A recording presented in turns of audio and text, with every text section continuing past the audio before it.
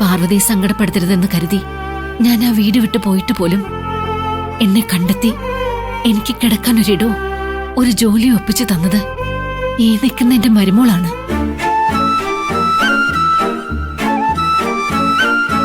എനിക്ക് വേണ്ടി ഇവൾ ഒരുപാട് സങ്കടപ്പെട്ടിട്ടുണ്ട്. അതുപോലെ പാർവതിക്ക് വേണ്ടിയും ഒരുപാട് വിഷമിച്ചു. ഒന്നും മോനെ ദ്രോഹിക്കാൻ വേണ്ടിയായിരുന്നില്ല. ഇവളൊരിക്കലും ദ്രോഹിയെന്ന് വിളിക്കരുത് മോനെ.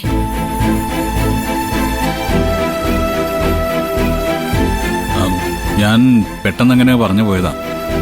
I am sorry. കണ്ടോ അമ്മ, ഇത്രയൊക്കെ പറഞ്ഞിട്ട് വെറും ഒരു സോറി പറഞ്ഞങ്ങ് അവസാനിപ്പിച്ചു. പിന്നല്ലാതെ തെറ്റായ ഒരു കാര്യം പറഞ്ഞാൽ സോറി പറയണം, അതല്ലേ വേണ്ടത്. ഇതും അങ്ങനെ സോറി കൊണ്ടൊന്നും അവസാനിക്കുന്ന കാര്യമൊന്നുമല്ല. പിന്നെന്ത് പ്രായശ്ചിത്തം ചെയ്യേണ്ടത് അത് ഞാൻ എന്റെ മോനെ കൊണ്ട് ചെയ്യിച്ചുതരാം. എന്ത് പ്രായശ്ചിത്തം ചെയ്യണോന്ന് ചോദിച്ചാ നമുക്കേ ഒരു 10 ഏത്ത ഇടിപ്പിച്ചാ പോരെ ആന്റി? 10 ഏത്തോ? അതൊന്നും നടക്കില്ല. അതെ, എന്റെ മരുമോള് പറഞ്ഞാലേ അതിലൊരു മാറ്റമില്ല. മര്യാദക്ക് ഏത്തോട് ഗോതം. അത് വേണോ അമ്മേ? വേണം വേണം അല്ലേ മോളെ? വേണം. പിന്നെ തുടങ്ങിക്കും. ഓക്കെ, സമ്മതിച്ചു. 1 2 മതി മതി, ഞാൻ വെറുതെ പറഞ്ഞതല്ല. തൽക്കാലം ഇത്ര ഏത്തം മതി, ഞാൻ ക്ഷമിച്ചിരിക്കുന്നു. അങ്ങനെ അങ്ങ് ക്ഷമിച്ചാലൊന്നും ഞാൻ വിടാൻ പോകുന്നില്ല. ആവശ്യമുള്ള പലവ്യഞ്ജനങ്ങളും പച്ചക്കറികളും എല്ലാം അവിടെ ഇരിപ്പുണ്ട്. അമ്മായിയമ്മയും മരുമോളും കൂടെ വേഗം അടുക്കളയിൽ കയറിക്കൂ. എന്നിട്ട് എനിക്ക് നല്ല അസല് ഫുഡ് ഉണ്ടാക്കി തന്നേ. വേഗാവട്ടെ. അമ്മായിയമ്മയും മരുമോളും കൂടി അടുക്കളയിൽ കയറിയാലും ഇന്ന് എന്റെ മോന് എന്റെ കൈ കൊണ്ടാ ഞാൻ ഭക്ഷണം ഉണ്ടാക്കി വിളമ്പാൻ പോകുന്നത്. ഹോസ്പിറ്റലിൽ നിന്ന് വന്നതേ ഉള്ളൂ. ഭാരിച്ച ഉത്തരവാദിത്വം ഒന്നും ഏറ്റെടുക്കണ്ട കേട്ടോ. ഇതെന്റെ ഒരു ആഗ്രഹം മോളെ. നീ വാ, നമുക്ക് പരിപാടി തുടങ്ങാം.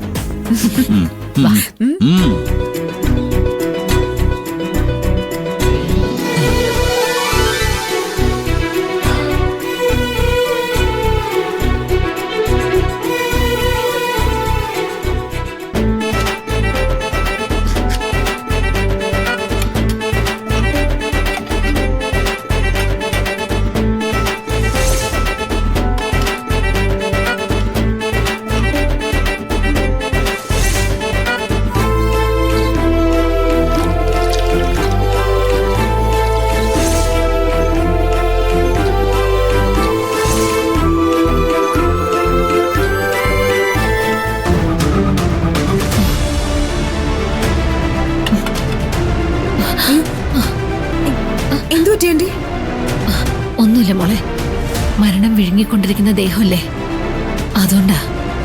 മതി, ജോലി ചെയ്തതൊക്കെ മതി. ആന്റി ഇവിടെ ഇരുന്ന് പറഞ്ഞു തന്നാ മതി. എന്താ വേണ്ടെന്ന് വെച്ചാൽ ഞാൻ ഉണ്ടാക്കിക്കോളാം. വേണ്ട മോളെ, ഇന്ന് എന്റെ കൈകൊണ്ട് തന്നെ എന്റെ മോനുള്ള ഭക്ഷണം എനിക്ക് ഉണ്ടാക്കണം. മോളൊരു കൈസഹായത്തിന് മാത്രം നിന്നാ മതി. ആന്റി. ഇല്ല, ഒരു കുഴപ്പമില്ലെന്നേ. മോള് കുറച്ച് വെള്ളം ഇങ്ങെടുത്തേ.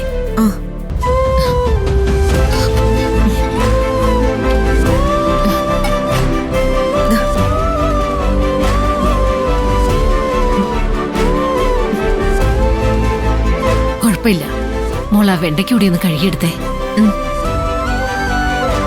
ദൈവമേ, ഈ അമ്മയ്ക്ക് ഒരുപാട് കാലം സ്വന്തം മകനോടൊപ്പം ജീവിക്കാനുള്ള ഭാഗ്യം കൊടുക്കണേ.